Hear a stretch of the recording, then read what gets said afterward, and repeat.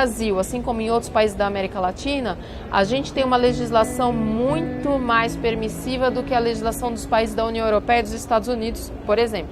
Então, o que acontece? Essas empresas têm sede na União Europeia, proíbem alguns agrotóxicos lá, mas suas empresas vendem esses agrotóxicos para países como o Brasil, México, Argentina, Índia, entre outros. Então há uma evidente pressão dessas empresas para que a legislação no Brasil, por exemplo, se torne frouxa. Ela tem alguns ganhos, mas ela tem grandes problemas. Por exemplo, um grande problema da nossa lei de agrotóxicos, que é de 1989, é que os agrotóxicos, uma vez registrados, esse registro é por tempo indeterminado, é ad aeternum. Então, o que isso significa? Que é muito difícil você proibir o uso. Essa proibição ela é possível, ela está prevista na nossa lei, mas precisa de todo o movimento da comunidade científica e da sociedade civil organizada para poder banir um produto, e nem sempre isso acontece. Mas, enfim, diferentemente, por exemplo, do que acontece na União Europeia, no Japão e nos Estados Unidos, em que há uma avaliação periódica desses produtos, no Brasil não há. Hoje, no Brasil, ao invés da gente ter restrições e, digamos assim, formas de coibir, de proibir o uso de agrotóxicos, a gente tem o contrário, a gente tem incentivo. E esses incentivos se dão através de incentivos fiscais mesmo, são incentivos econômicos. Então, hoje no Brasil, a gente tem uma desoneração fiscal gravíssima, cerca de 1,2 bilhões de reais o ano passado deixaram de ser arrecadados pelo governo nessas isenções fiscais. Então, o governo isenta os agrotóxicos de 60% do ICMS e depois de total de PIS e COFINS. Então, a gente, quando tem isenção fiscal, o que a gente está fazendo? A gente está promovendo, a gente está incentivando. Toda vez que a gente tem uma isenção fiscal, é porque a gente quer promover a venda de um determinado produto. E a gente tem isso no Brasil com relação aos agrotóxicos. Então, isso é gravíssimo. Diante desse quadro todo grave de contaminação ambiental e contaminação humana, ao invés da gente ter formas de coibir o uso, a gente tem formas de estímulo ao uso de agrotóxico, premiando em dinheiro quão mais se usa.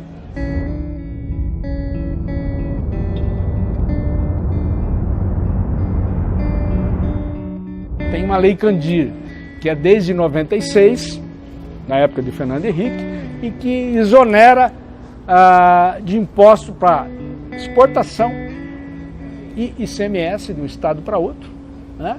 Todos os produtos primários, tanto os da agropecuária, como os minerais também. Então, se produz soja, para quê? Grande parte da soja daqui vai para onde? Exportado. Quanto que fica de imposto aqui? Zero, por causa da lei Candir. Imposto de exportação, zero. ICMS, se você pegar essa soja daqui, que eu sei que vai muita dessa soja para São Paulo, para fazer ração para pinto, para suíno, quanto que paga? Zero. Agora, o que seria bom para levar dinheiro para a saúde, para a educação, setor de segurança, que está problemático aqui, como está problemático lá no Mato Grosso, não tem dinheiro. Aí o governo fica chorando que não tem dinheiro. Por que não muda a lei Candir? Por que os estados todos não juntam e mudam a lei Candir? Como é que é o Congresso? É favorável a mudar a lei Candir? Grande parte lá é a bancada que a gente chama assim dos deputados federais ligados ao agronegócio, estaduais, o próprio governo, entendeu? Então você tem isso. Agora, quem que é prejudicado com isso, com essa lei Candir? A população. Os municípios que dependem do agronegócio, tem vários estudos do Diese, tem estudo do professor Tomás aqui da Unesp, de Presidente Prudente, o estudo, que os municípios em que 70% do PIB depende do agronegócio são os mais pobres do Brasil, porque não fica nada. Pelo contrário, fica a contaminação, fica os doentes, são os mais pobres em termos de saúde e em termos de recursos.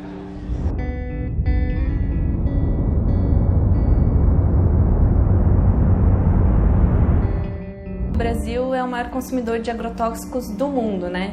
Isso não é à toa, isso deriva de uma certa ofensiva que o agronegócio tem, que é estruturada, é articulada e tem muito poder e dinheiro envolvidos, né? Bom, o lobby do agronegócio, ele se espraia nos chamados 4 poderes, né, que estão edificados hoje no Brasil. Primeiro, no legislativo, através da Frente Pecuária Parlamentar, que ocupa 40% do Congresso Nacional, né? Então, consegue aprovar e tramitar as suas propostas de uma forma quase hegemônica dentro do Congresso Nacional, alinhado a outras bancadas. Segundo lugar, no Executivo, através da ocupação de ministérios emblemáticos, como é hoje, por exemplo, o Ministério da Agricultura, a Casa Civil, o Ministério da Justiça, que são ministérios centrais. No Judiciário, através da captura do Judiciário, por meio do patrocínio de eventos, de festas, dos encontros dos magistrados brasileiros e até da Confederação Nacional da Agricultura, ser um interlocutor prioritário para os magistrados na temática agrária, né, com um forte poder de influência nas decisões. Também muitos juízes são proprietários ou ruralistas de terra, isso significa bastante coisa.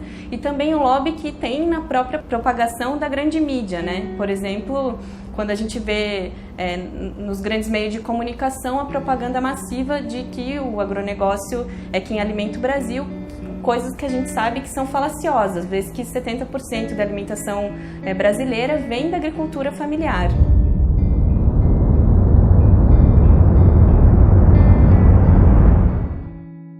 A imprensa, né, a grande imprensa, ela vive justamente das propagandas dessas grandes indústrias. E as grandes indústrias hoje, elas estão ligadas a esse complexo que eu falei do agronegócio. Elas que alimentam as grandes mídias.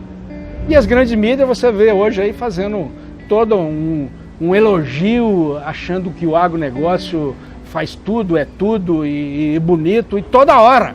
E não fala dos malefícios, dos impactos negativos. Não fala da Lei Candir, não fala que não fica imposto, não fala que contaminou a água, que contaminou a chuva, que contaminou o leite. Aí fala, não, porque é 40% do PIB nacional, o outro fala 50%, é o agronegócio, não vão falar mal, E as doenças que ele causa, nós vamos ficar quietos?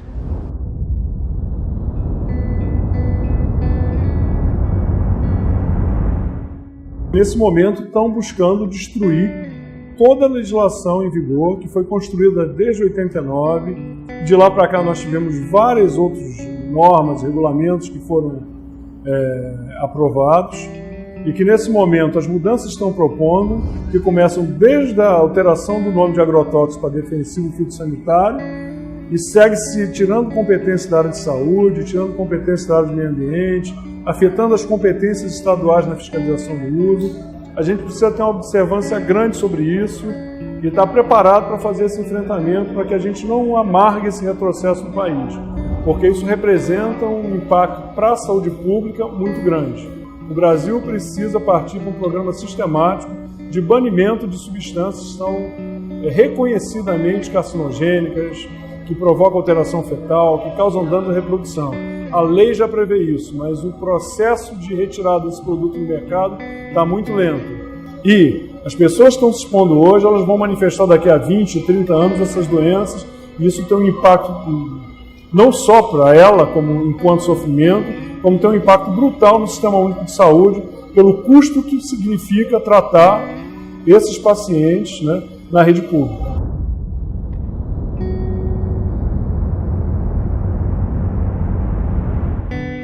Boa parte do Congresso é composta da bancada ruralista, né? Pessoas que têm interesse muito forte em ganhar dinheiro através de monoculturas transgênicas ou não transgênicas, mas que utilizam agrotóxicos. É lucrativo para eles utilizarem esse tipo de veneno, né? O que é um absurdo para a sociedade, porque eles não estão pensando na verdade, eles enxergam o alimento como uma commodity, como uma mercadoria, e não necessariamente como algo que vai alimentar a gente, como algo que a gente vai ingerir, vai consumir, e para a sociedade é uma perda tremenda, para a sociedade, para o meio ambiente. Então acho que a gente precisa rever isso, reestruturar essa maneira como a gente produz e distribui a comida. Talvez a gente só consiga chegar nesse momento, né, quando a gente mudar quem está ali no Congresso, né? E porque a gente vê que os favores estão sendo, enfim, acordos estão sendo feitos a favor deles.